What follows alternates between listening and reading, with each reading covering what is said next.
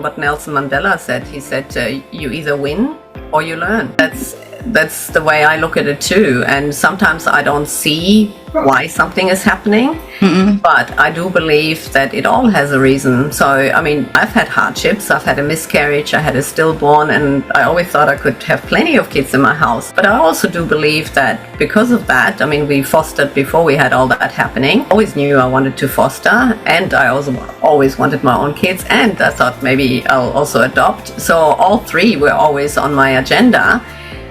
But I think that if we would have had more biological kids, we wouldn't have helped the other kids. Hi everyone, welcome back to 100 Successful Women, a Conversation to Inspire series. I am Vivian Pham, and I'm so excited to share with you episode number 78, featuring an extraordinary woman whose story truly moved me. My guest today is Irina Castellano, a woman who has fostered over 90 children over 25 years. And yes, you heard it right, 90 children. And now Irina uses that powerful life experience to coach leaders, entrepreneurs, and change makers in mindset, emotional regulation, and self-leadership. Her journey is one of resilience, healing, and heart-led impact. And I know it's going to inspire you deeply. So let's dive into our powerful conversation coming up next. Good morning, Irina. I'm so happy to have you. How are you today? Yeah, hi Vivian. Thank you so much for having me, and I'm great because it's another opportunity to connect with you, and brilliant. Yes, very much appreciated. Irina and I have been connected on Zoom, and I've had the opportunity to meet Irina in person as well last few weeks because we are both in Sydney. And I know Irina have a lot of powerful story. I'm very inspired by what she's doing. So before we dive in what exactly Irina is doing at the moment, the first question that I always ask this 100 Successful Women podcast is that despite all the different roles that you're playing, I know that you are a speaker and of course you play different roles in your life. Despite all the hats that you're wearing, Irina, who is Irina Castellano at your core? At the core, somebody who is really compassionate about helping others thrive. I think that's my key message, and I've been doing that, as you know, through fostering, through adoption, and now as a keynote speaker. I've just gotten back from Cook Island last week, where I ran a workshop on how past experiences actually affect us in adulthood. And before that, I was lucky enough to go to Vietnam to speak at a women's retreat and also to run a workshop. So I'm just super keen to share what I have learned over the years, because I think we could all benefit from it. And I just wish I would have known a few things more before I got started in all of this and dealing with kids from, vulnerable past. Yeah, definitely. Irina is someone with a big heart, and she did a lot of amazing things. So you did mention that you help with fostering and adopting children for the past 25 years. That's a really long time, Irina. So can you share a little bit of your journey? What got you into this journey? Yeah, I think I would need to start with the fact that I'm an expat child. So I moved a lot with my family. I saw a lot in terms of, inequalities all over the world and poverty and all of that. And I knew that, bad things happened and that I had a privileged childhood, but I didn't really understand that some people can be mistreated by their own family members. That was rather new to me. So when I read a book at the age of 15 while living in America, that really stuck with me. And it was a story about a foster kid going in and out of foster care. And I had not even heard about the word foster care, so it didn't mean anything to me. And the more I read about it, the more I thought, one day I would like to do that. But then, you finish school, you do this and that. I actually was in the aviation industry, and I lived in the Middle East. And when I met my husband and I came out here to Australia, I wasn't allowed to work because of my spouse visa. And that was the first time where everything kind of, okay, so what do I want to do? And then I read every local paper and found this ad about foster carers, and I thought that's what I always wanted to do. So let me just share it with my husband. And then I kind of, convinced him to get into it. He wasn't fully on board initially because he thought, well, we're going to have our own kids and all of that. But I thought, yeah, but he traveled so much that I thought, no, I need something to occupy myself. And if I can do something with these kids, I would love to. And yeah, that's how it got started. And now 25 years later, we've had a lot of kids come through our home. And in the process also, we adopted 2 children. So one internationally, while we lived in Singapore, we adopted a little Singaporean baby. And then we also had our biological child. And we came back here to Australia, continued fostering, and adopted a child from out-of-home care here in Sydney. So, and this is another thing where, a lot of people think adoptions are in the too hard basket in Australia. And yes, states and territories have different rules, but, it's not impossible. And you can still make a difference in a child's life if you go through fostering. Wow, so this thought was with you since the age of 15. Yeah. And you prior to meeting your husband, you yourself and your own family, they're from expat background as well. So you travel a lot with your parents. Yeah, I'm originally from Germany, so my family is German, and my father was an engineer, so he got posted in different countries. Yeah, and then once I got the hang of it with all the traveling, I loved it. So that's why I wanted to go into the aviation industry and travel as well, which I did. So I used to be a flight attendant with Emirates Airlines in Dubai, and then also a safety trainer with Emirates Airlines. And I also flew for the royal family of Dubai. So it was a very exciting time, and I absolutely loved it. Oh, wow. You got an amazing and very colorful journey in your life as well. Yeah, I think, once you start moving around, you either love it or hate it, and I loved it. Do you have other siblings that do similar things like you, or you're the only child? Well, that's exactly it. I mean, you can have, and this is also one of the key things that I've learned over the years, that you can have 3 children living in the same household with the same parents and still actually, strangely enough, experience things completely different. Mm-hmm. So I loved the fact that we moved a lot and that I had, yes, I didn't 100% like starting all over at schools again and making new friends. Mm-mm. But my mom always said, she says, the good friends you will keep, you will need to make an effort, but you can keep them, and the bad ones will fizzle out. And that's the approach I had. So every time I moved, I just said, okay, let's make new friends. And I loved learning about new cultures. I'm totally into diversity. I loved learning languages, so I really enjoyed that. My sister hated it. And my brother was like, neither here nor there. He was like, oh, okay, well, wherever the family goes, I go. So that was my first way of understanding that you can have 3 kids from the same household and actually all experience the same, but feel completely different about it emotionally. Definitely. And that was a big eye-opener for me, because that actually has made me realize a lot of things when I now see kids come to us from a sibling group and you think, they are coming from the same background, yet each of them are so different with the experience that they've had, so that for me is a big eye-opener.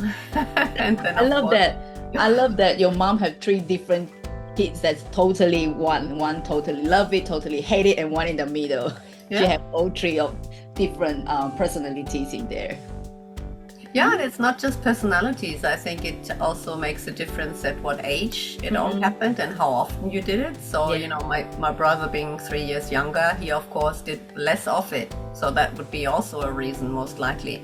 And my sister being the eldest did most of it, yeah. She had more moves, so. Amazing. So, at the moment, you are still doing fostering as well? Yeah, a lot less, because now my children are older and I have more spare time on my hands. So I thought, all right, now I can do the things I would like to do a bit more in terms of outside the house. So I actually teach. I teach the diploma and the Bachelor of Community Services, Mental Health and Counseling. But I pick and choose, so which means I normally don't do regular days. I'm more like a casual, so that it works around my other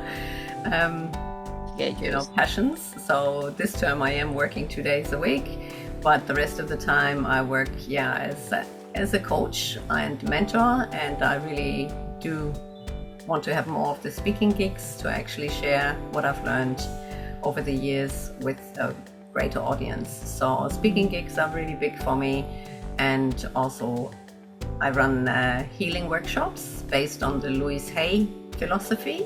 So there are 2-day workshops in Sydney, and they are about letting go of emotions that you attach to past experiences. So that's where it tees in, with what I've learned with also the children, that everybody carries different emotions. I mean, you can have two people who are in the same car accident, and one person just walks away from it, and another person suffers greatly for the rest of their lives, or for many years. So we need to understand that we hold emotions to past experiences, and this is pretty much what we work through in that very intense 2-day workshop. And it's absolutely transformational. So I just really enjoy holding these workshops. Wow. And the next one is in November. Yes, so if anybody who would like to do a bit of healing, that would be super powerful.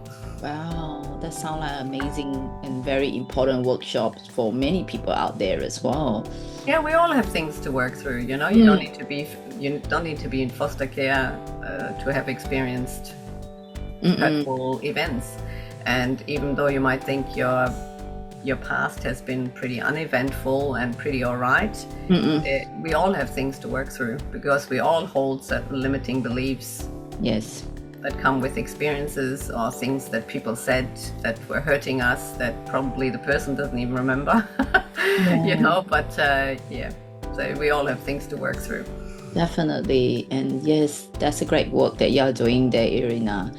So from parenting to now, and then personal development, and now your own business, you definitely have reinvented yourself multiple times, right? So how did you navigate that leap from being a parent to now a leader and a speaker in this personal development, personal growth space? How did you navigate that changes? Definitely you need to have a different perspective, different mindset, or different approach in being these few different roles. Yeah, great question. I mean, for me, I think the key thing is to be a lifelong learner. I think that's number one. When I really do read a lot. I read a lot of biographies, autobiographies. I want to learn from other people. I don't think I ever want to stop learning and growing as a person. So I think the key is also that, of course, with every phase that we have different priorities. So when the kids were younger and my husband traveled so much, I just wanted to make sure that whatever job I took, I could do it from home. So if you ask my kids, I don't even think that they know that I worked throughout their school time, because I was always there for school pickup and school drop off. So my priorities were different. So I wanted to be there for the kids. But now that the kids are older and they are, things got all more independent and they have their own interests and own friends group, then now it's like, hey, okay, what else do I want to do? Because I really want to make every day count. I don't want to think, when you read books of people, that are full of regrets or things that they should have done and so on, I hope I never get that feeling because I always tend to think of, okay, what else do I want to do? I have goals. I have, my vision of where I see myself. So I think we need to be, I love the saying, the me I'll be, and the me I see is the me I'll be. I think I got that from Luke Hawkins. So the me I see is the me I'll be. And I just really like that. I do want to see myself as much as, in interviews, I always hated the question where somebody said, where do you see yourself in the next 5 years? I thought, what a silly question. But now, I really do like it, because I think we all need to have a vision. We all need to know where we're going. And the more precise you actually are, the more you can actually visualize it, the more the more that's where the focus goes, and the energy flows where the focus goes. So unless you have a bit of focus in your life and you want to achieve something, I think it's very difficult to move forward. So right now I'm only moving forward and upwards. And I don't doubt that what I have to share is actually of value. I've really seen this now with the workshops and the healing workshops and the keynote speeches. So the responses that I got were absolutely brilliant. So I'm on a high, and I would like to remain there for a bit longer. Oh wow, I love that. The one that you said, whatever you visualize is going to be you in the future. So visualization, it's important as in because you know where you're going, rather than you don't even know where you're going. And I love that. Yeah, thank you so much, Irina. You have been I love that you're saying that you have goals, you are very passionate, you know where you're going. Are you always like this since you're young? Because you are always can feel that you're always on the positive. That's true, and I think that definitely comes from my mother, who always said that everything happens for a reason. So even though sometimes, I'm not saying I had it all hunky-dory and a super easy life, but I have definitely made it an easier life by I really don't think that in life you can fail per se. I really think that even what Nelson Mandela said, he said, you either win or you learn. And that's the way I look at it too. And sometimes I don't see why something is happening, but I do believe that it all has a reason. So, I mean, I've had hardships. I've had a miscarriage. I had a stillborn, and I always thought I could have plenty of kids in my house. But I also do believe that because of that, I mean, we fostered before we had all that happening. I always knew I wanted to foster, and I also always wanted my own kids, and I thought maybe I'll also adopt. So all three were always on my agenda. But I think that if we would have had more biological kids, we wouldn't have helped the other kids. That's just the way that I look at it too. And by understanding what it means to have had a miscarriage, if you start sharing it with other people, then you realize that it's actually quite common. And it just makes you, every event that I've been through that was hard, I've learned more empathy, I've learned more compassion, and I think that helps me also in dealing and working with other people. I think I can honestly say that I try to put myself into their shoes. I always try to come from a point of kindness and gratitude. I'm really grateful for everything I have on a daily basis. Doesn't mean that I don't have tough days, but there's always something to be grateful for, So I think we need to, I don't go to bed unless I do 3 gratefulness statements, and I wake up in the morning, and first of all I'm grateful for 3 things in the morning. And I think that also changes your perception about things around you and what's happening to you, and it just gives you more inner peace, and it puts you in a humble place to just be grateful for what you have on a daily basis. Wow, that's amazing. It's I got so emotional listening to you. It's so touching. It's yes, there's definitely ups and downs in our life, but then like you say, where the focus goes, energy flows as well, because you're focusing on things that you're grateful for. And I love that your mom's actually teaching you what Tony Robbins actually saying. Life is happening for you, not to you. And then you're seeing that in that perspective. That's why instead of whinging, complaining, and in that victim mindset, you doing empowering thing in your life, which helps so many children as well. Yeah, and look, for me, it's really also Louise Hay's philosophy, because the thoughts that we carry, they create our reality. So if we are negative about everything and anything, then we create negativity around us. So the more doom and gloom we are, the more doom and gloom will happen to us. And yes, it's easier said than done to be positive, but the brain is so connected to your body and to your mind and to your spirits and to your emotions that if you fill it with negativity, then you will feel it, your body will feel it, it will respond to it, and it's all connected. So the minute you actually sit down and do, I'm a firm believer in affirmations. So if you want to change your thoughts, because thoughts are just thoughts, they can be changed, as Louise Hay says. So if we have negative thoughts about us or about a situation or about a person, there's no benefit whatsoever to remain negative in our minds. We need to shift that. We need to say positive affirmations. And if we do, then the body will react to it. So you cannot say positive things to yourself while the body feels dreadful. It doesn't work. So that when you say nice things to you, then the body feels better. You feel better about yourself. Your thoughts are clearer and more positive. So then automatically your posture is different. Your whole approach to things is different.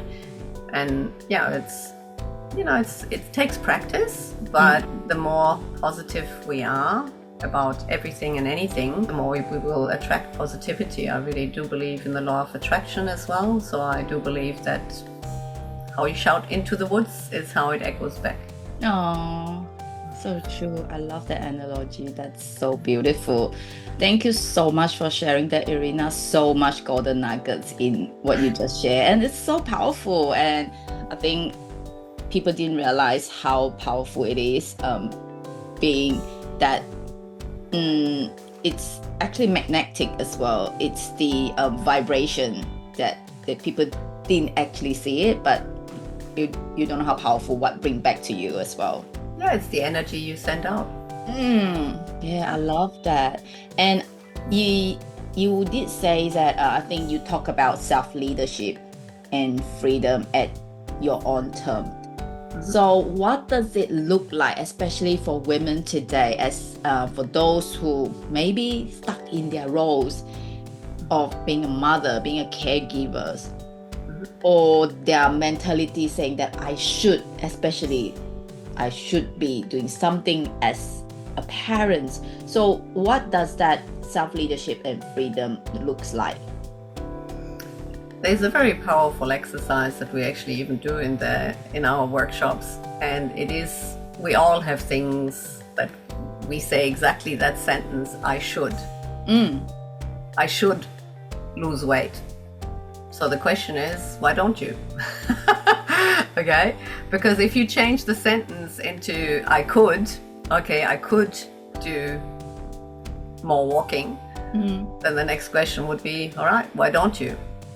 So it is really that should be completely removed from our vocabulary, and we should always replace it with I could, and then ask ourselves, why don't I? Wow. And if you do that, then you do move forward. And I mean, I really, sometimes when I teach, I ask people, what is your past experience? What have you done? And I get some of them say, oh, I'm just a mother. And I'm like, what? Being a mother is such an important role, You are the role model to the next generation. So first of all, don't ever underestimate that. So if something is not, if the kid is sick and you couldn't do the housework or this or that, don't beat yourself up over it. The top priority are your children. So, and when I was younger too, when they said, oh, self-care, and I'm like, well, it goes in one ear, out the other. You don't really listen to it until you do get older. And I mean, being an ex-flight attendant, also the analogy, with the oxygen mask, when they say you put it on yourself first and then you put it onto others. For me, it's not just the fact that, yes, you need to be breathing properly before you can start helping others, because there's no point in putting it on the child and then you are gone and you can't help anybody else. So yes, you need the oxygen for yourself first, but it's also the role modeling what you're doing. Because if you grab that oxygen mask and you put it on straight onto a child's face, it will most likely fight it. It will say, oh, well, no, I don't want it. Okay, so you're struggling, you're wasting time. So the thing is that we also need to teach our children that yes, mommy will have a date night with daddy. Oh, I want to come. Well, I know you do, and I would love to have you there. But you know what? Tonight is time for mommy and daddy. We need some quality time together too. We want to talk about adult stuff, you know? So that is also role modeling for your children, that you make time for yourself, and that self-care is actually really important.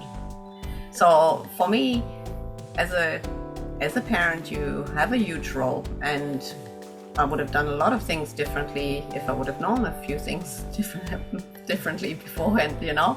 I don't think that anybody here can say that they had the perfect parents at home. None of us had. That's right. And none of us will ever be the perfect parents. There is no such thing.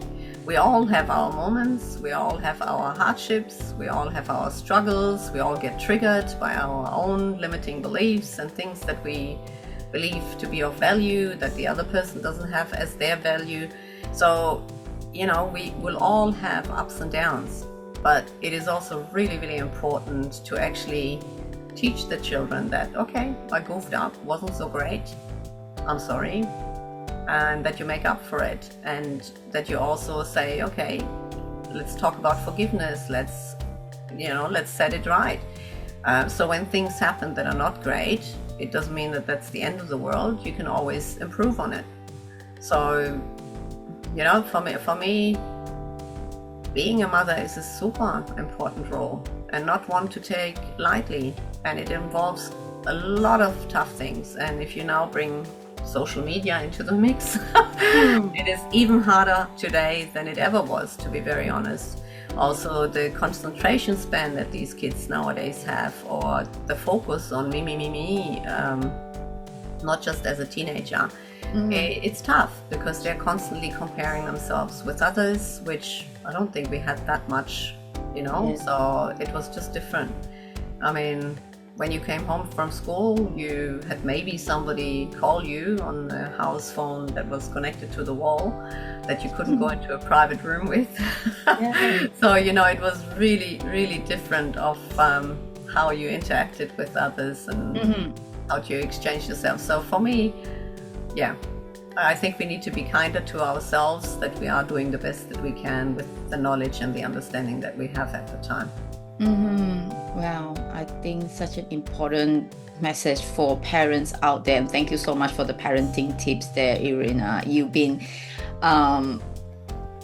living with so many kids from maybe different backgrounds, different, of course, different culture and different personalities as well. And you did mention that it is raising a kids nowadays is so much different from our days as well. With that, what is the most, I believe there are a lot of information, a lot of tips around parenting. So if you have to share one parenting tips, especially for the modern days today, what is the most important message for all the parents out there? Because recently, the main reason that I know that this is a 100 Successful Women podcast, but you mentioned about parenting. I think that's a very important message as well, because nowadays, especially social medias, how easy these kids accessing information.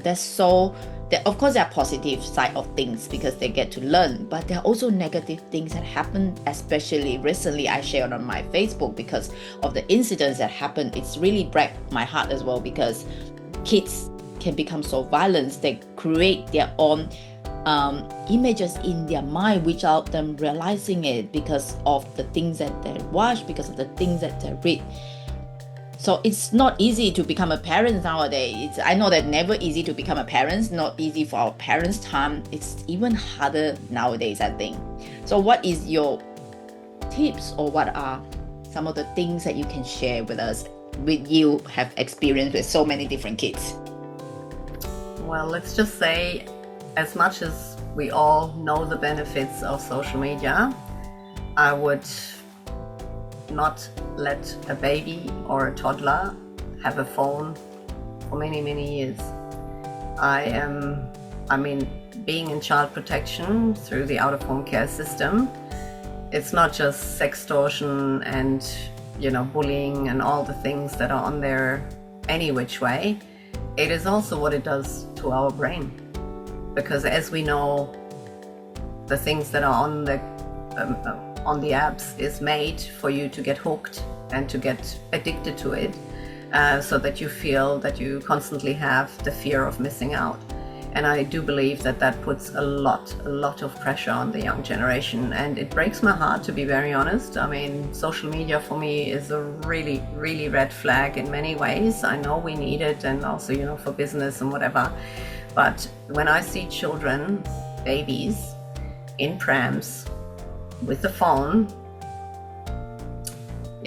I don't agree with it. I know it's my personal opinion, but I don't agree with it whatsoever. That child is not only now creating bad eyesight, bad posture, looking down, it is also limiting itself with the vocabulary, because really, when you are going through the streets, not being in, so many people are on the phone while pushing the pram.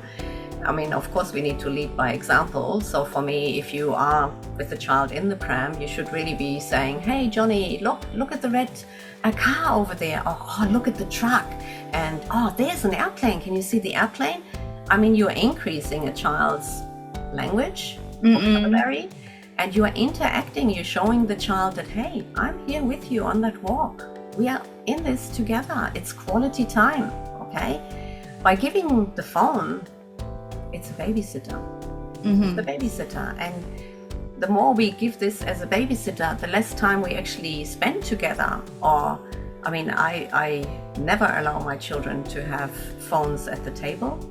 I do believe that meal times, as much as they can also here and there be chaotic and not the nicest ones, for me, it's really, really important to sit as a family together at the dinner table and to actually ask, what was a great thing that happened to you today? Or, what happened to you? What did you do? Share with me.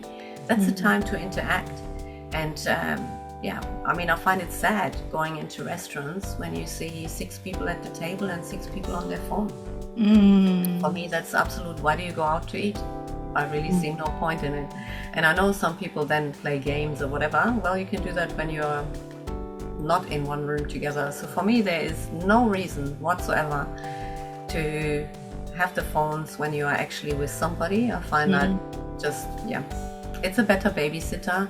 But let me just say that those who use the phones very early on, they will have more trouble later on, because then to change when you do realize that maybe it isn't that beneficial, or maybe, I'd rather have my kids read books.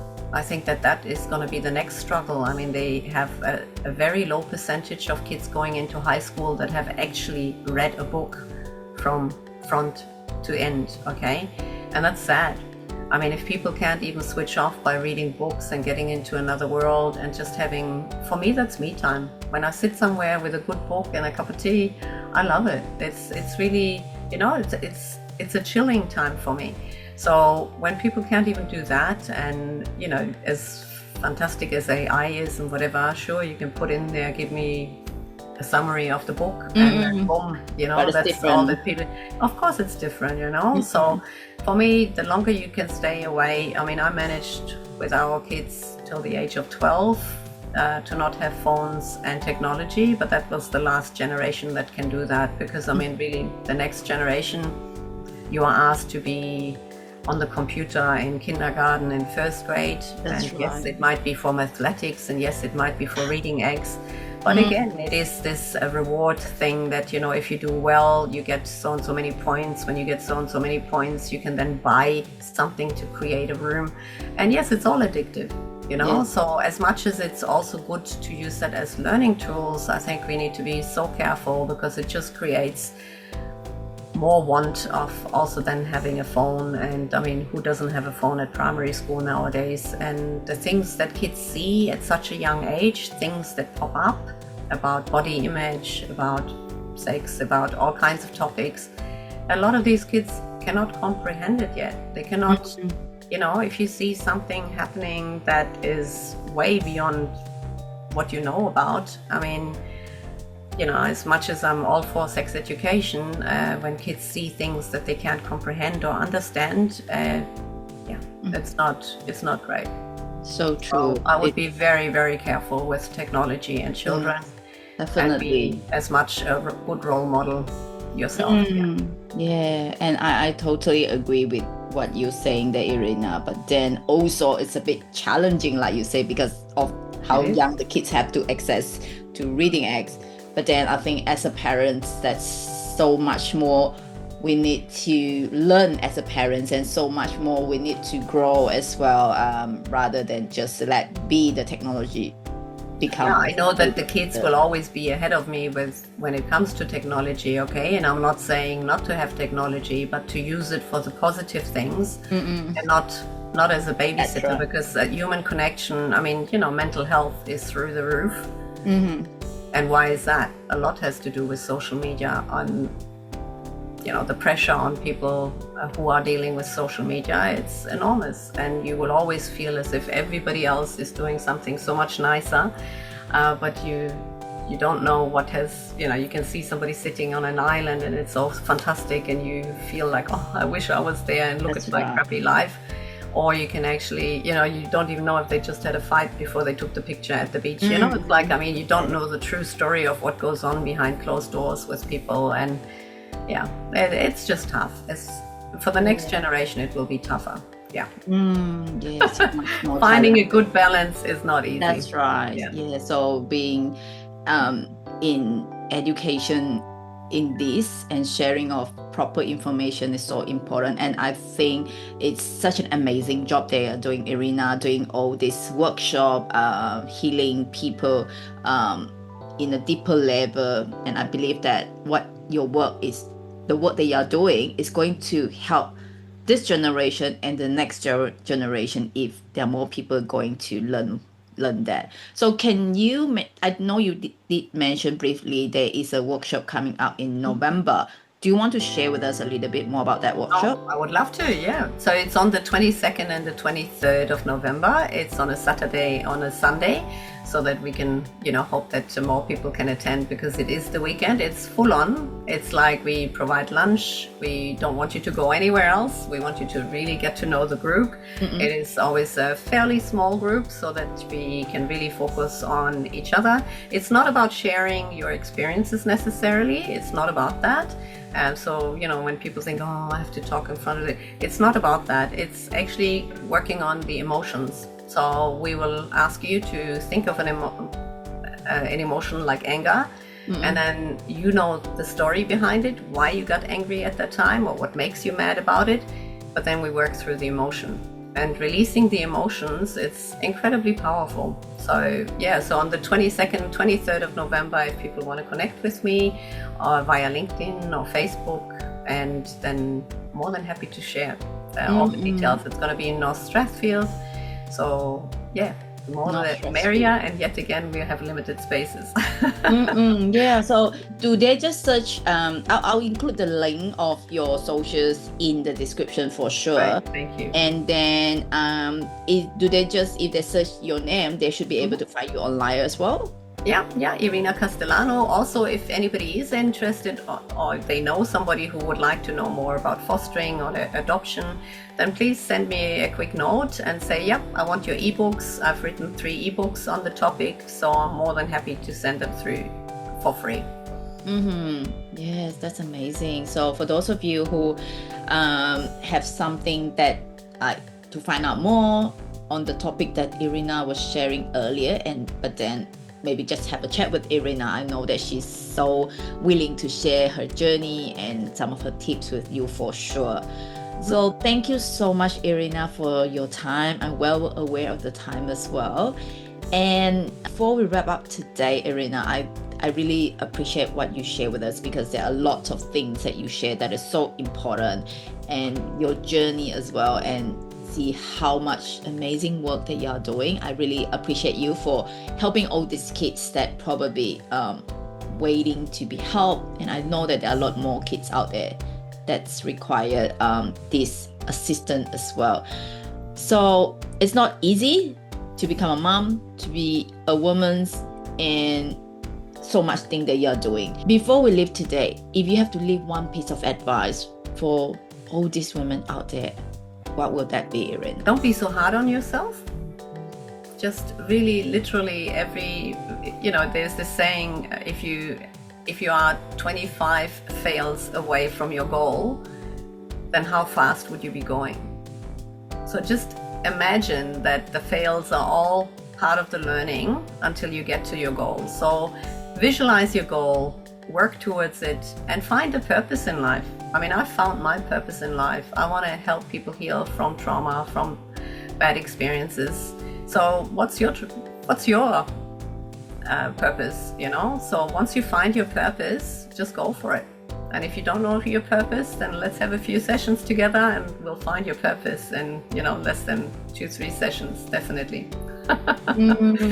So I would love to. Thank you for having me, Vivian. I really appreciate it. Thank you. You're welcome. Thank you so much for sharing your wisdom with us. That's so much golden nuggets, like I say, and so powerful. So before we go, is there anything that you would like me to ask that I haven't asked yet, Irina?